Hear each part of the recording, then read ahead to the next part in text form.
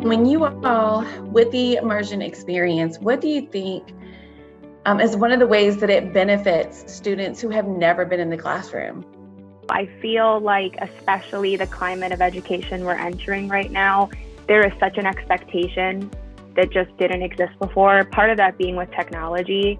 And I think I only had one class that required immersion experience, and I got more out of that singular task than I did any other paper I did. The immersion experiences I've participated in are two, which is one that is teaching a lesson with manipulatives and with students with diverse needs. So someone that hasn't had the opportunity to work within a classroom quite yet, the awesome thing about the immersion experience is that it's practice and it's an actual experience. You're actually interacting with students that have personalities and needs and maybe even in some cases behaviors. Janelle, tell me, after you did it a few times, was it easier and easier because you kind of got the rhythm of it? I was very comfortable with it, and I was pretty proud and liked how I handled the kids in the lesson. So Katie, what was it like processing this self-reflection and also with your professor? So for me, I passed the course. I still chose to go back with my course instructor and go over it just because her and I had developed a bond, and I was really proud of how it went. I think that there's something to be said about watching yourself, even though it's super uncomfortable. I still have my recording and I can watch it, and I'll have that forever.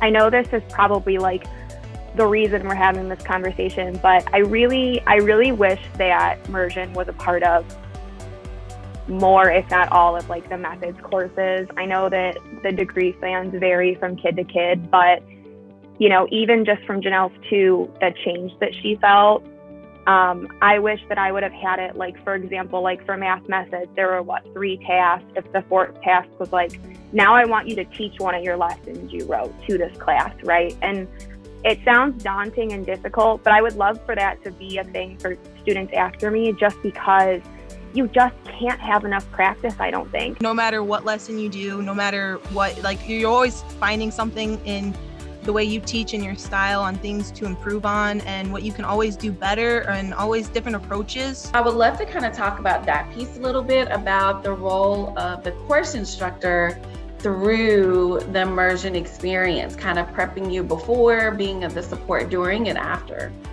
My course instructor did their very best to paint the best picture for me, and was super supportive. Like I said, gave me a lot of leading, like some support of what to expect, and that helped me a lot. It's nice having that immediate kind of feedback and the availability, yes, with the person, with your instructors that have that experience, having that immediate feedback and communication. Well, you know, one of the big things with learning is building a community. And I'd be really interested in hearing, because you went through this immersion experience and you know, were able to reflect on it, how did it change your conversations with your peers?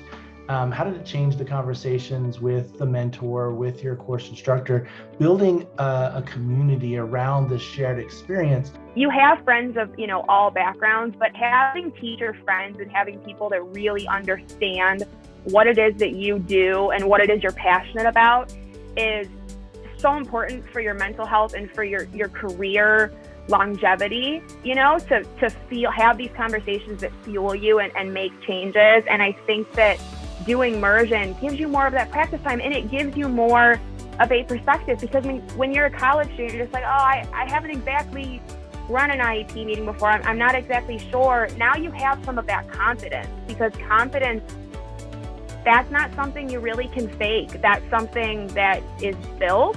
Here's my big question. If you're coaching people who are running education programs who really want to kind of make a difference, is AR, VR, does that be immersion? Does AR, VR, artificial reality, virtual reality, is it something that we need to start integrating into our programs? Absolutely. I just think it provides a medium of experience and practice that you can't get through any paper lesson plan or any paper IEP. As Katie mentioned, you can do several different lessons, but those are on paper and you haven't really actually had the chance to apply this unless you're actually working in a school, but not many of us are at the moment.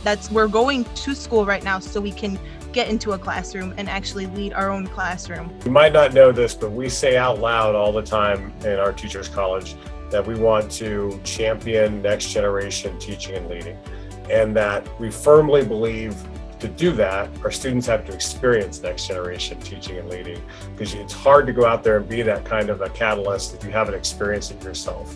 So you're helping us hopefully make good on the promise by kind of both stirring the pot internally, but also taking that externally, getting more and more folks to do it. Thanks a lot for taking some time today. We really appreciate it.